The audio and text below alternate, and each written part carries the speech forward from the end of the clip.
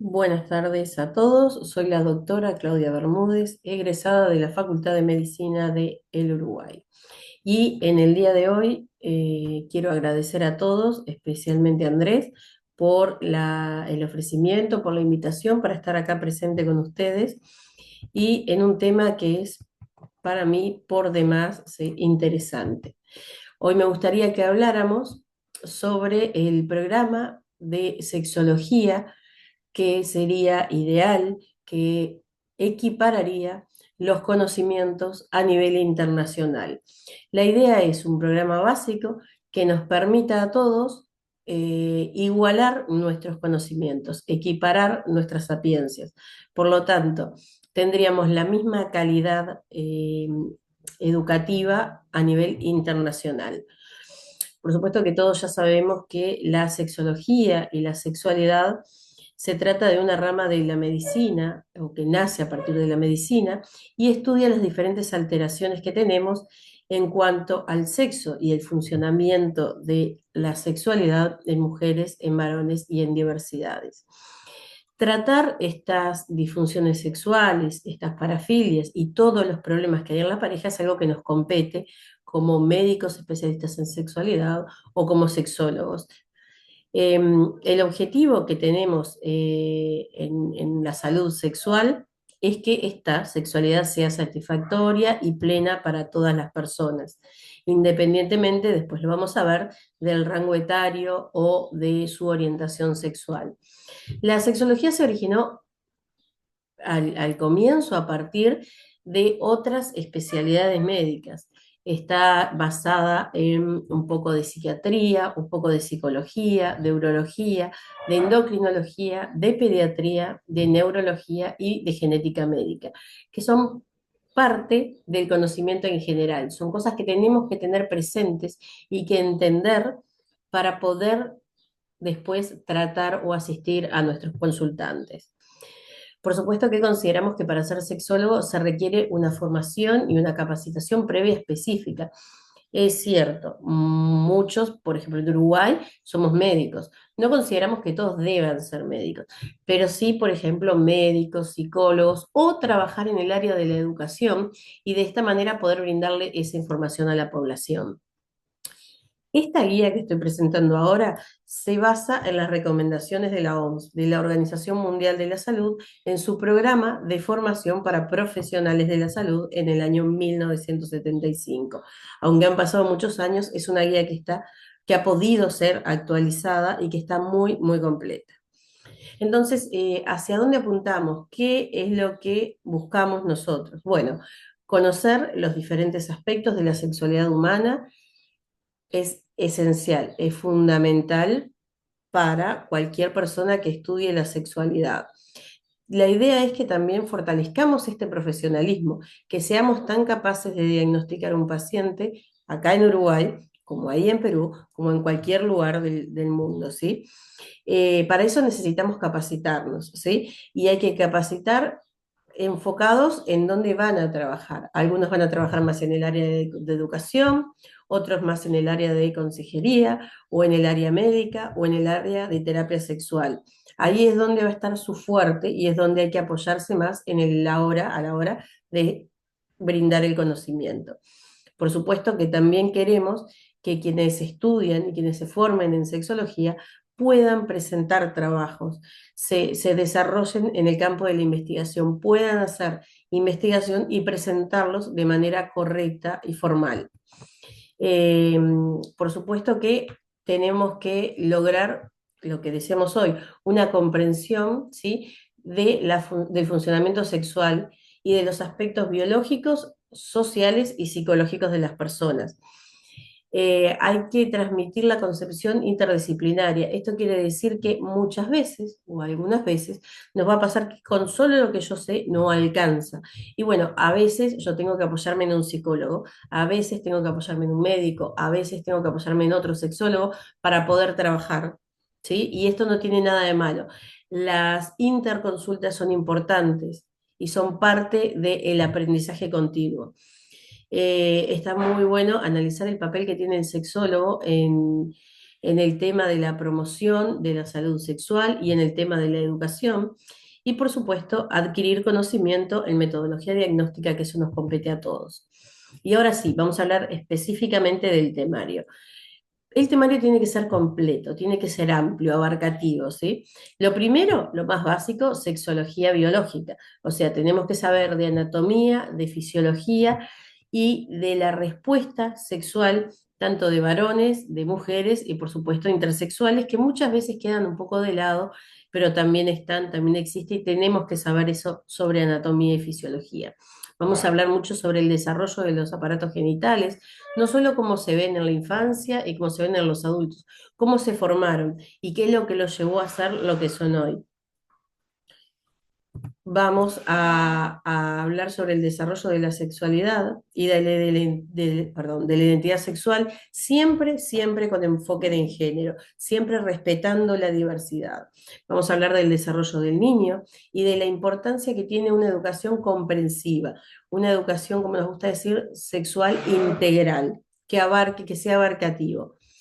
Vamos a hablar de la construcción de la personalidad, de la identidad sexual y de la orientación sexual de cada individuo.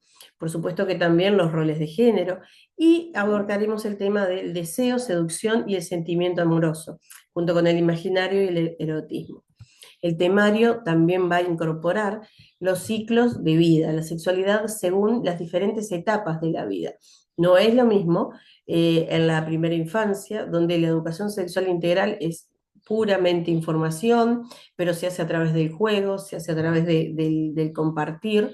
En esta instancia, mucha habla, mucha palabra, que después ya la sexualidad a nivel de la adolescencia, donde ahí sí vamos a hablar un poco más complejo, donde vamos a trabajar más la autoestima, la autonomía, el autocuidado, y vamos a hacer un gran énfasis en lo que es el consentimiento. También debería incluir, o sea que vamos a tener que hablar en este programa sobre el embarazo y la reproducción, sobre la pareja infértil, sobre la anticoncepción por supuesto sobre el no deseo concepcional que pueden tener muchas parejas, muchas mujeres, muchos varones y que es más que válido. Vamos a hablar sobre la mitad de la vida y vamos a hablar sobre el adulto mayor y cómo viven la sexualidad nuestros adultos mayores. El programa también tiene que incluir la antropología, la religión, la ley, que son fundamentales, que por supuesto la ley cambia o puede cambiar en cada país y tenemos que conocer lo que la ley marca en nuestro país y también en los otros países. Por ejemplo, en Uruguay tenemos muy avanzado el tema de la ley del aborto, que es el IVE, que está hace muchos años, y bueno, hay otros países en los que no es así. Y está bueno conocer la realidad de todos los países que integran este Congreso. Vamos a hablar cómo la sexualidad se ha expresado por años a través del arte, cómo se asocia la sociología. Podemos hablar sobre la normalidad, sobre lo que es normal. Nosotros preferimos el término adecuado, pero hay quien lo encasilla en normalidad y está bueno también abordar ese tema. Y vamos a hablar sobre cómo el control social afecta a nuestra sexualidad. El programa también va a hablar sobre los motivos de consulta, por supuesto, más frecuentes. Y cuando el paciente viene, tiene una idea preformada sobre lo que busca. Bueno, esa es la demanda y el síntoma sexual. Y como nosotros vamos a aclararle, bueno, esta es su expectativa, nosotros apuntamos hacia esto, a ver si estamos de acuerdo. La anamnesis, por ejemplo, y el examen físico, hay que explicarlos mucho, hay que hablarlos y hay que practicarlos. La relación que tiene que tener, acá puse médico-paciente, pero especialista, sexólogo, educador y paciente. La exploración física, en caso de más hacia el área de la medicina, el examen físico, si es necesario también se van a pedir exámenes de laboratorio, o exámenes de imágenes en caso de necesitarlo por la consulta. El programa tiene que incluir obligatoriamente las adicciones al alcohol, a los tóxicos en general, a las drogas en general, las alteraciones de la conducta alimentaria que también generan alteraciones sexuales, la hipersexualidad, la adicción al porno, la masturbación compulsiva, que son temas muy actuales y que día a día surgen en nuestras consultas. Eh, por supuesto, los aspectos orgánicos. cómo se asocia la sexualidad a las enfermedades crónicas. Sabemos, y lo sabemos muy bien, que la sexualidad se disfruta en todas las etapas de la vida. Entonces, ¿qué pasa cuando están llegando a los 50, 60, 70 y hasta 80 años? Y el paciente tiene consultas sobre, bueno, tengo arritmias, tengo hipertensión, tengo problemas respiratorios, tengo algún tipo de cáncer, me operaron de cáncer, ya lo transité o lo estoy transitando, ¿cómo vivencio así la sexualidad? Es importantísimo que la currícula incluya esto. Y atrogenia en tratamientos quirúrgicos, ¿qué pasa cuando por un tratamiento médico quirúrgico el paciente queda con una lesión o queda con una afectación? También tiene que estar incluido. Y tratamientos médicos, o sea, ¿qué pasa cuando tratamos una patología, una enfermedad y le damos fármacos y esos fármacos afectan la sexualidad? ¿Cómo podemos intervenir en ese momento? Y ahí es donde la interconsulta se vuelve fundamental también. ¿Qué pasa cuando hay anomalías orgánicas o anatómicas, por ejemplo, el peroní o alguna otra? Y bueno, eso es algo que tenemos que saberlo obligatoriamente. Por supuesto que las disfunciones sexuales, por lo menos las más comunes, tienen que estar incluidas. eh, las disfunciones eréctiles, perdón, en el varón las disfunciones eréctiles, el problema del deseo, el hipogonadismo, las alteraciones en la eyaculación, o sea, la eyaculación precoz, la eyaculación retardada, la eyaculación retrógrada, la dispareunia, el dolor en las relaciones sexuales siempre es un signo de alarma. Como decía hoy, las patologías crónicas que se asocian y las causas médicas y farmacológicas. También tenemos que tocar, leer, aprender las disfunciones sexuales femeninas más comunes, la dispareunia, el vaginismo, los desórdenes del suelo pélvico, que si será un tema interesante y por demás rico para trabajar, las disfunciones sexuales orgánicas, las alteraciones del deseo, la anorgasmia. Y por supuesto también las disfunciones sexuales que se dan en pareja.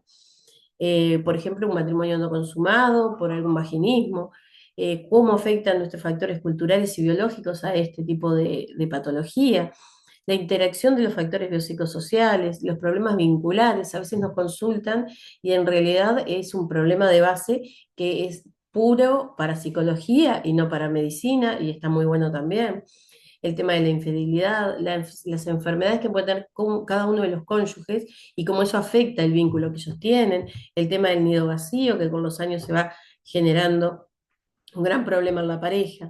Y por supuesto, no podemos descuidar en la currícula diversidad funcional, la homosexualidad, el transexualismo, prácticas sexuales como el BDSM y, por supuesto, parafilias y cualquier otra variante que se nos ocurra.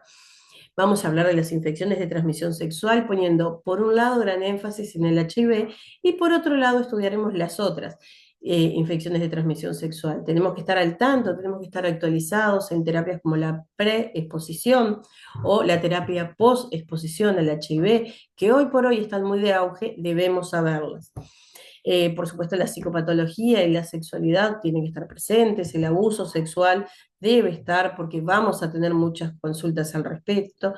Y siempre, siempre tengamos en cuenta que esta currícula se puede dar de manera virtual, pero siempre tiene que haber instancias evaluatorias presenciales, donde veamos a los estudiantes, donde podamos compartir con ellos y ver hacia dónde van, donde haya una rica cantidad de discusión de casos clínicos. No es solamente dar la información, no, tenemos que discutir los pacientes, tenemos que ir guiando a nuestros estudiantes para que sepan hacia dónde ir.